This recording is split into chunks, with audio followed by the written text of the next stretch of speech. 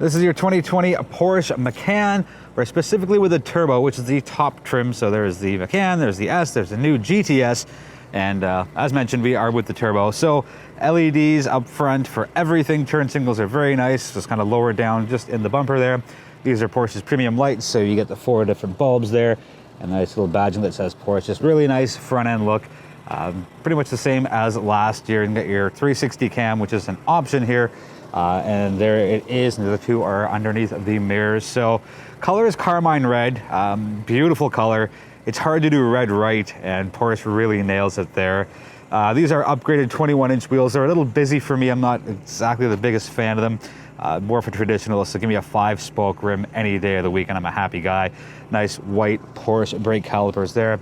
Here's a cool little perk. You know, get a little more air going through here, a little more aerodynamic. You get the V-shape for the mount for your mirror, and you get your turn signal integrated into the side mirror there, and there's the second of 4 cameras. This also does have the upgraded black package. Sorry, it's not called the black package, just more black accent. So your door handles are black. You get black gloss roof rails as well. Panoramic sunroof, we'll get into that on the interior portion. Give you a rear quarter look at the black spoiler as well. It just looks really sharp, really it's nice and elegant for me. There's not too much happening. So interestingly, Porsche calls this their fly line, and it's the way the roof just kind of angles down. I think it's a cool little title for it, and I found that little nugget on the Porsche website. So all sorts of cool information there. There's a little switch on the light assembly on the inside that activates these rear lights. So kind of a cool move there. Quad exhausts, looks really sharp, sounds really cool. I'll put a sound clip of the exhaust notes at some point throughout this video. Again, 4 bulbs up front, you get 4 bulbs in the rear as far as your turn signals. You also get that nice line across, and the nice light bar across the back. I wasn't a big fan of it initially, but I'm kind of used to it now. And the Porsche, and then the Macan Turbo badging. If you're looking for the trunk release, it's not here and it's not here. In fact, it's right there, and there's even a little picture. You press that just below the wiper, and that's how you get into your cargo space. So seats go down, so you get extra space. Cargo figures are on the screen. Lift that up for you. There's Porsche's spare tire, and there's an amp for the Bose premium upgraded sound system. All right, a little net here for a little bit of extra storage. Always like that about Porsche being functional. Close her up, you can just lock it automatically, which is a cool move, or just press that and close her up. All right, let's take a look inside the 2020 Porsche Macan. Let's take a look inside the rear seats of the Porsche Macan. So you get this built-in sunshade up and down, nice and easy to work with. You do get climate controls back here, again, upgraded package, so you have 3-stage heated seats plus some temperature. And it's USB-C's only here and in the center console. So if you got an iPhone, get an adapter. You got your cup holders here. They're up and or forwards, backwards, as opposed to left to right.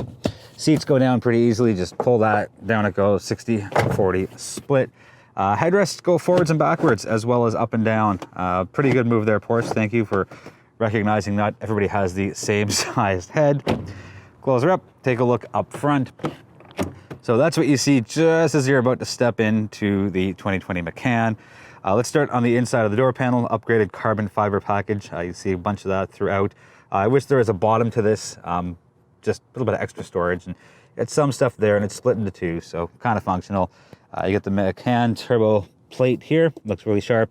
18-way seats. They are very comfortable. And now that I'm not fat anymore, these seats feel extra comfortable, both on my thighs and on my side. But like, look at the bolsters on this. Like, honestly, I can barely get my thumb around to the second piping there. So really good seats and just really sharp, and it's got a thigh extender as well. Let's jump in. So you got a 3-dial system, and in typical Porsche fashion, it is on the left side, and you got your 3 memory seats here, and that's that. Let's get rid of the volume so we don't get dinged by YouTube for anything.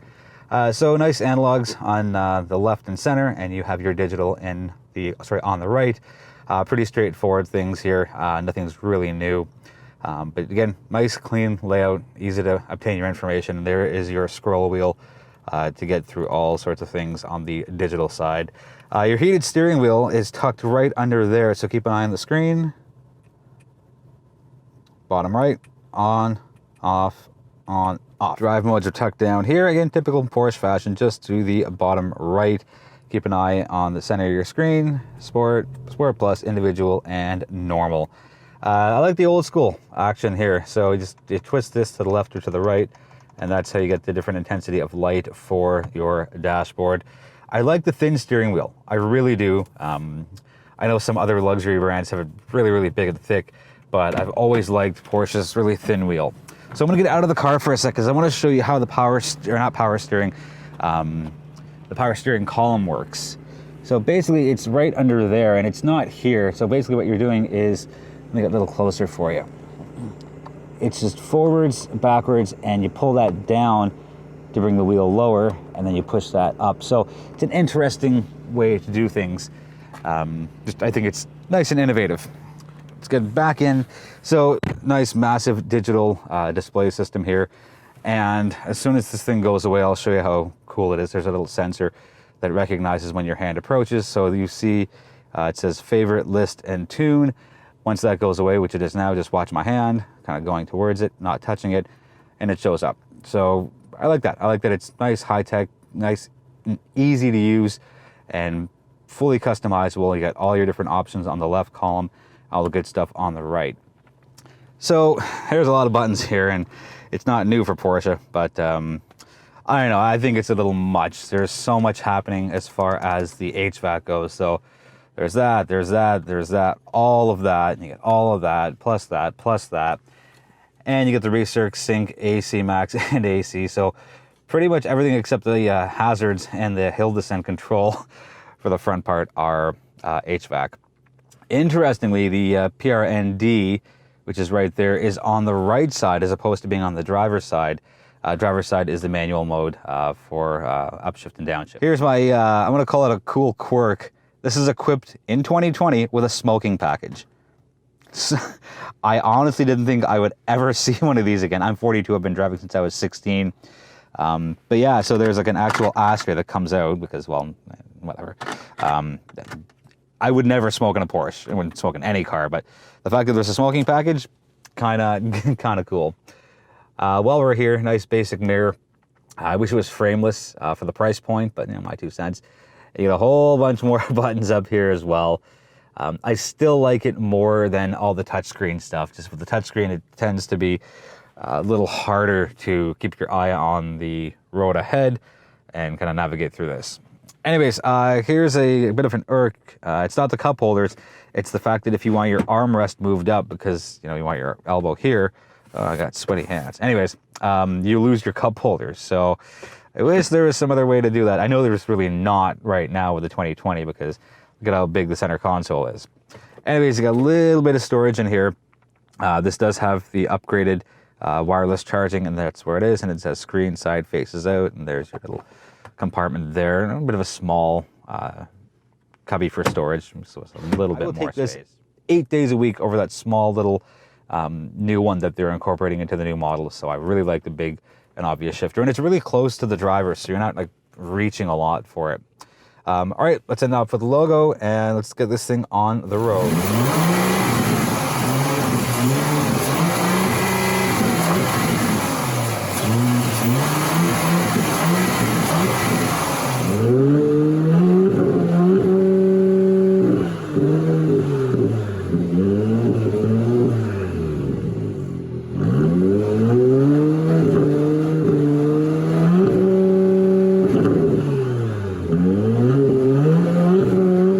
From the 2020 Porsche Macan, 4 engines, 4 trims. I'm in the top trim turbo, getting me a 2.9 liter V6, and it's 434 horsepower along with a 406 pound-feet of torque, all through Porsche's 7-speed dual clutch transmission. The Macan Turbo is very fast. It feels quick, it feels sturdy, but it's good enough to be tamed on urban streets. Like if I'm going to get groceries or going to rehearsal or whatever it is I'm doing along city/urban environments, the Macan handles it very well. But you jump on the highway, you do some back roads, and you really want to open it up and see just how powerful and responsive the engine is, it simply roars to life, and you get great engine sounds out of the Macan. Not as good as, let's say some of the other Porsche options like the Cayenne or the 911. And I know they're not fair comparisons as far as being straight apples to apples, but it's still under the same umbrella of Porsche. But again, Sport Plus definitely gets you that extra little bit of boost as far as the snap, crackle, and pop of the exhaust goes. But I like that the Macan is functional for everyday driving, but definitely up to the task with quick responses if you're just opening it up and, like I was mentioning before, seeing exactly what it can do. As far as cornering and handling goes, the Macan handles it very well. It is Porsche's smallest offering. Well, it's only one of two offerings between the Macan and the Cayenne. But with its small footprint, it's still very sturdy. You don't feel like you're slipping at any point, and I don't notice a lot of oversteer or understeer for that matter. Regarding acceleration, there is a bit of a turbo lag. You put your foot down and it's not quite a hesitation, but it's the Macan saying, okay, 1, 2, 3, go. And the moment it decides to go, it goes, and it goes quickly, and it goes precisely. And I could always gauge on how well an engine is built by just how fast your needle drops when it's running through the gears. And the Macan drops as it's cycling through 1, 2, 3, 4, 5, 6, 7 are lightning quick, and you hear the responsiveness of the engine. And with the Macan Turbo, it is just so good. And this is a perfect blend of those who want a sports car, but the practicality of a crossover slash CUV slash SUV, depends on what you call it. The seats, now probably one of the best that I've been in a very long time. It's just how it hugs you and it keeps you in place, and having them move 18 ways really caters to you. Now, I'm 5'8" and a half, 5'9", whatever it is. And I've lost a bunch of weight lately, so I'm happy that I fit in these seats. But just thinking back to, when I was about 23, 24 pounds heavier, would I have still fit comfortably in these seats? Maybe, but it's still a very narrow seat. And yes, the bolsters are adjustable, but I find that I fit much more comfortably in these now as opposed to other bolstered seats in different manufactured vehicles. So I'm really happy and comfortable in these seats, and I would definitely do a longer road trip in them, and I don't think there'd be any kind of driver fatigue, back fatigue, shoulder fatigue, or whatnot. These are heated and cooled if you so choose, and again, the headrests move forwards and backwards, and that's a big plus for me on that. Center console, jam full of buttons.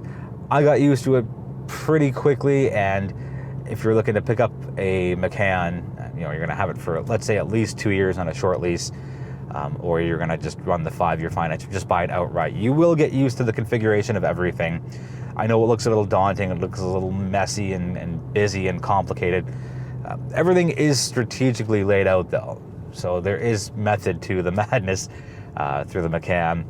Plus you have the buttons up here as well for your sunroof controls.